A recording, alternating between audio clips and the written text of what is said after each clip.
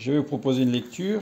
Tout d'abord, un verset dans Luc chapitre 8, le verset 50. Je lis.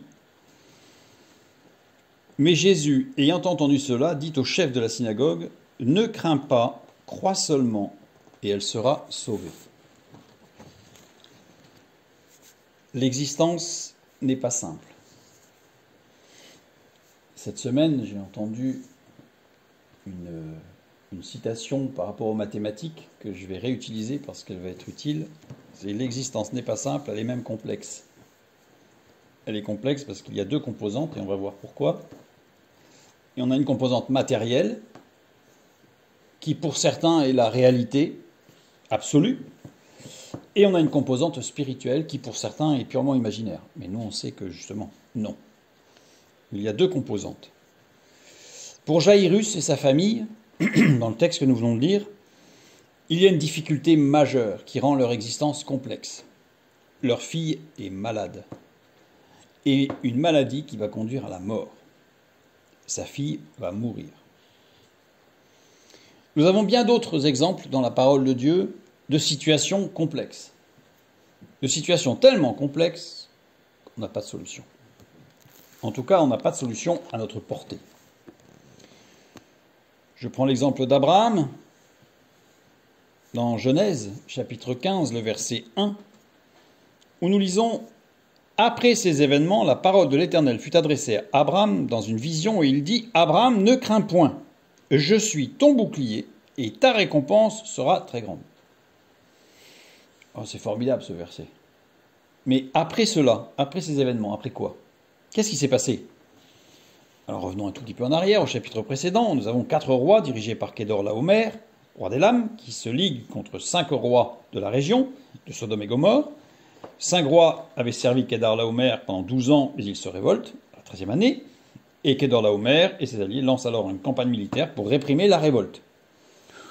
C'est un événement totalement extérieur à Abraham, qui ne le regarde pas du tout. Sauf que les armées des 4 rois remportent plusieurs victoires, et en particulier, ils attaquent et pillent leurs biens, bien sûr, là où ils gagnent, sur les villes, et ils capturent Lot, le neveu d'Abraham, qui était à Sodome. Abraham commence à être touché. Abraham, appelé initialement Abram, donc il va changer de nom, Abraham, qui est l'oncle donc de Lot, eh bien, va intervenir. Qu'est-ce qui s'est passé? Pourquoi Lot est parti? Ça remonte un petit peu, il faut remonter. Parce que les bergers de Lot étaient en désaccord et cherchaient des histoires aux bergers d'Abraham, parce qu'ils étaient tous réunis, ils étaient très nombreux. Donc Abraham a dit à un moment donné, bon, moi je veux pas de dispute, choisis où tu veux aller, je vais aller ailleurs. Et Lot choisit de partir dans la région de Sodome. Donc ça veut dire que Abraham va commencer à être, je dirais, inquiété par une situation qui va devenir très complexe, parce qu'il y a quand même 4-5 rois qui sont réunis, quand même, c'est pas rien. Tout simplement parce que son neveu a fait n'importe quoi. Il lui a cherché des histoires, Abraham a réagi sagement en disant tu fais ce que tu veux, mais voilà. Et puis maintenant, voilà, il s'est mis dans des affaires pas possibles. Résultat, il va falloir qu'Abraham intervienne, et Abraham intervient. Donc il intervient avec 318 de ses serviteurs, entraînés à la guerre, pour aller secourir Lot. Alors évidemment, il y a stratégie, attaque nocturne, Abraham réussit à vaincre les rois ennemis et à libérer Lot. Extraordinaire. Après sa victoire, Abraham rencontre Melchizedek, le roi de Salem, prêtre du Dieu très haut, qui n'a ni commencement ni fin. Il rencontre une épiphanie, c'est-à-dire il rencontre Jésus avant son incarnation. C'est quand même extraordinaire. C'est plus qu'extraordinaire. On a une composante matérielle au départ, c'était quand même très très beau. On a une composante spirituelle qui alors là dépasse tout.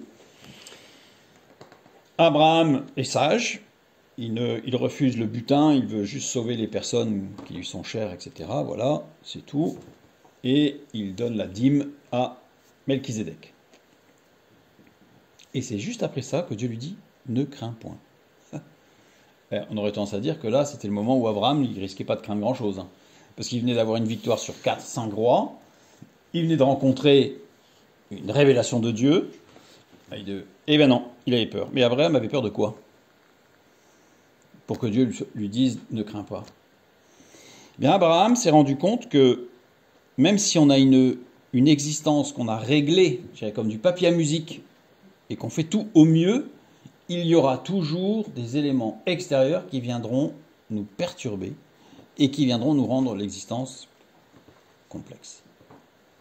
Est-ce à dire qu'il faut vivre seul? Non. Jésus l'a bien dit. Je ne te demande pas de les retirer du monde.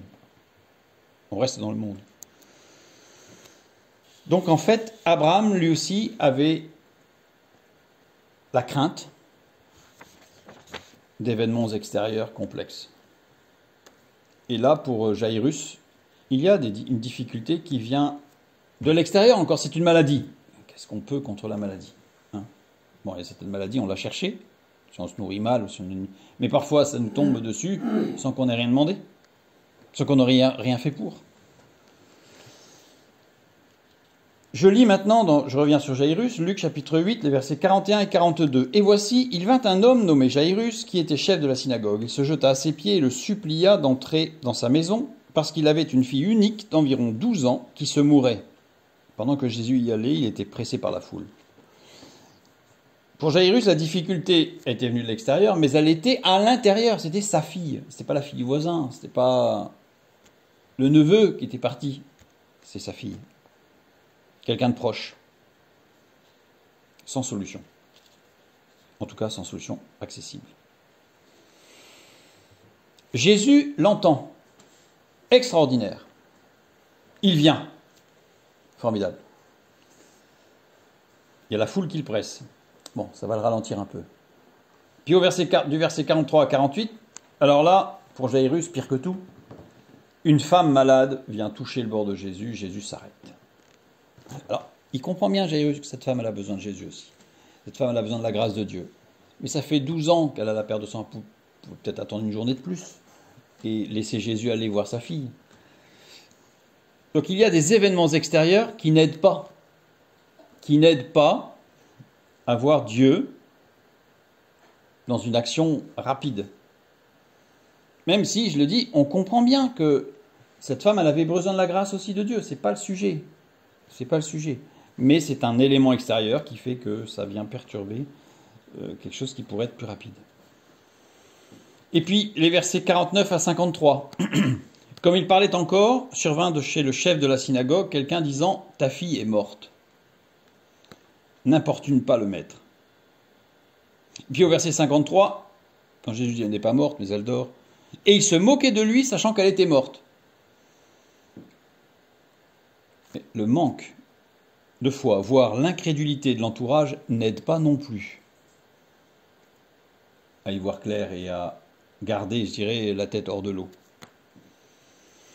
On y voit ici que la réalité, c'est que la composante matérielle de nos vies nous limite par les événements de notre entourage, limite parfois normale et légitime, c'est pas le sujet, c'est pas de dire que c'est pas normal. C'est pas normal, mais c'est tout à fait normal. Mais c'est un fait. Cela nous limite. Limite légitime, je répète. Puis il y a l'incrédulité, le doute, la peur. Toutes sortes de choses que l'on peut vivre, mais qui, vécues par notre entourage, ne nous aident pas. C'est clair. Jésus a une réponse. On va la trouver dans Luc chapitre 18, le verset 27. J'aime beaucoup parce que j'ai pris ce récit dans l'évangile de Luc, parce que Luc était médecin, donc très proche des problématiques, je dirais, physiologiques, biologiques, matérielles de l'être humain. Et c'est Luc qui écrit, au chapitre 18 et au verset 27, « Jésus répondit, ce qui est impossible aux hommes est possible à Dieu. » Ça, c'est le déclic. Ça, c'est le déclic. On commence à entrevoir la composante spirituelle. Et si je lis dans le psaume au chapitre 9, verset 9 ou 10, selon les traductions, « L'Éternel est un refuge pour l'opprimé, un refuge au temps de la détresse. » Il est vrai que quand tout va bien, en général, on ne cherche pas un refuge. On en oublie même parfois le chemin du refuge. Puis quand ça commence à plus aller, on se rappelle qu'on a un refuge en l'Éternel. Et puis je reprends le chapitre 8 avec notre homme en souffrance, Jairus, qui exprime sa souffrance, mais aussi la souffrance de toute sa famille, bien entendu. Au verset 50, « Mais Jésus, ayant entendu cela, donc tout l'entourage qui n'aide pas, dit au chef de la synagogue, « Ne crains pas, crois seulement, et elle sera sauvée. » En réalité, on voit là que c'est la composante spirituelle de nos vies qui est en réalité la solution à toutes les contingences matérielles difficiles. Alors pour ceux qui aiment les mathématiques, un nombre complexe, c'est fait avec une partie entière qu'on appelle un réel et une partie imaginaire. Et quand on met l'imaginaire au carré, ça devient du réel. Quand on insiste sur la composante spirituelle, il y a des composantes matérielles concrètes qui apparaissent. Nous avons vu un exemple, Jairus. Un autre exemple, Abraham. J'ai essayé de compter le nombre de fois où Dieu dit dans la parole de Dieu « ne crains pas » ou « ne crains plus » ou « ne crains rien », enfin, ne pas craindre. J'ai pas compté, il y en avait trop. Il y en avait trop.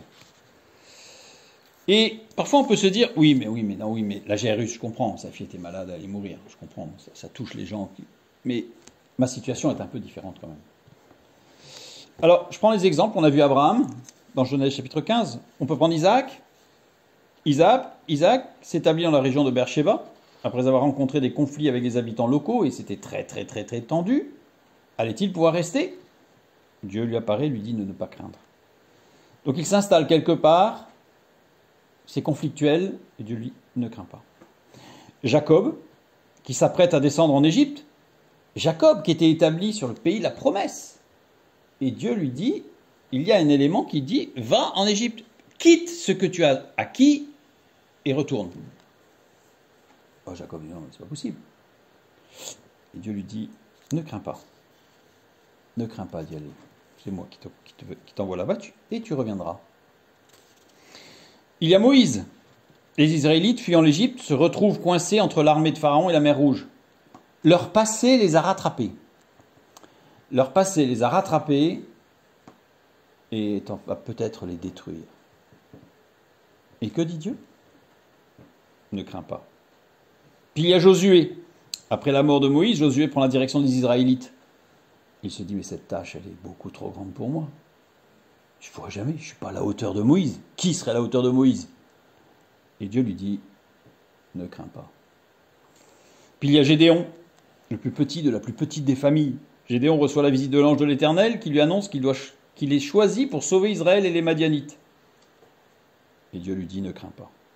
Il y a Salomon, qui se lance dans une construction monumentale du temple.